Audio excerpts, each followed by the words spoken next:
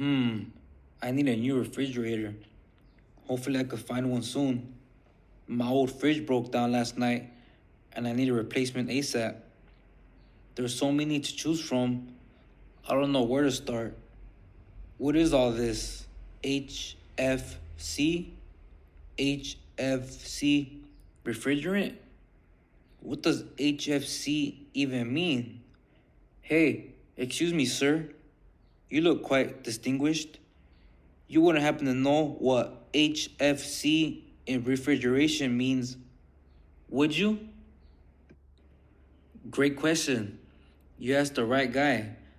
As a biochemist at UC San Diego, let me explain to you exactly what HFC means. HFC stands for hydrofluorocarbons, and HFCs are synthetic compounds composed of hydrogen, fluorine, and carbon atoms. They were developed as an alternative to chlorofluorocarbons, CFCs, after research conducted during the 1970s found that they depleted the ozone layer. It was found that the chlorine atoms were responsible for breaking down ozone molecules found in the stratosphere. After this discovery was made, an international treaty designed to protect the ozone layer, known as the Montreal Protocol, reached a global agreement to phase out the production of any ozone depleting substances. It was signed in 1987, and 2 years later, in 1989, the agreement was put into effect. Hi, excuse me. I want to buy a new refrigerator. However, I've seen a big difference in the ways refrigerators have been manufactured in the recent decade. Can you explain these differences? Yes, but in order for us to understand them, we need to understand how a fridge works. The way that it works is that a liquid circulates the walls of the refrigerator, absorbing the ambient heat in order to keep the fridge cooled down. As the liquid absorbs the heat, it evaporates, and the resulting vapor is then pumped into the coils on the back of the refrigerator, where it is condensed back to a liquid under pressure. The heat that was absorbed from the inside of the fridge is then released into the surrounding room. Up until the last decade, most refrigerators used CFC, which is also known as R12. The reason why it was used was because it satisfied the requirements set.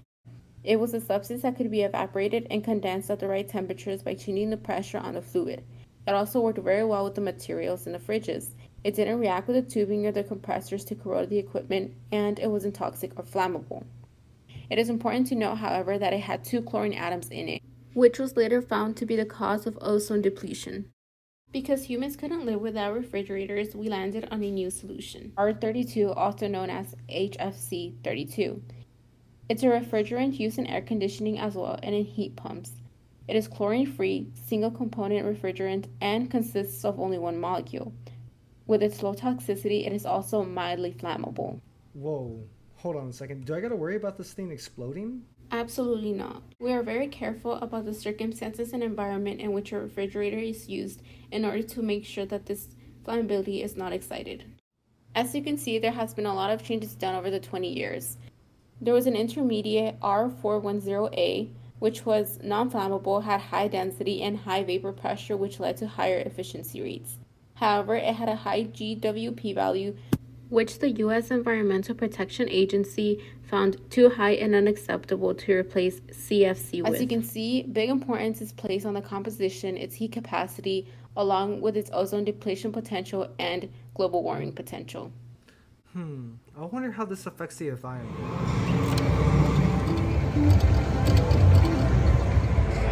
You know what, John? After losing all my money to the slot machine, I really wonder how hydrofluorocarbons contribute to climate change now. Originally, chlorofluorocarbons were the compound of choice. However, they're terrible for the environment.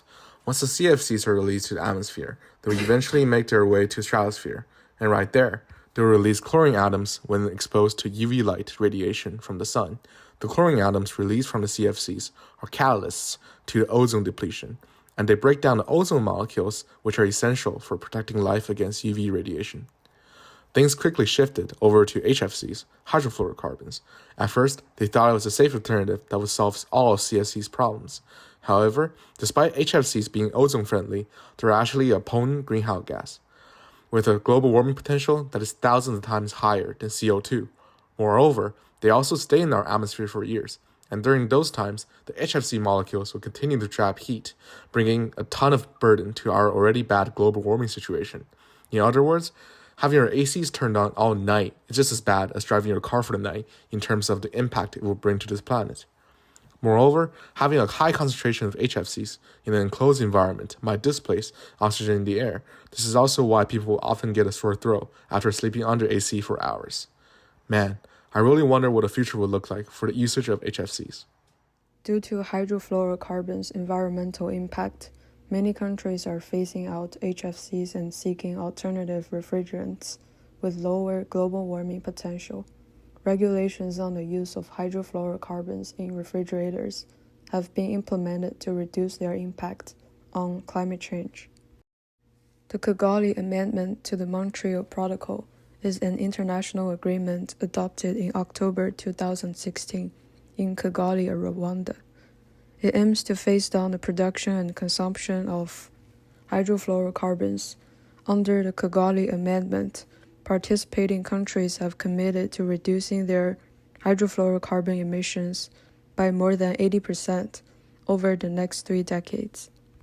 The second regulation is the European Union Fluorine Gas Regulation, which is a set of rules aimed at reducing emissions of fluorinated greenhouse gases, including hydrofluorocarbons.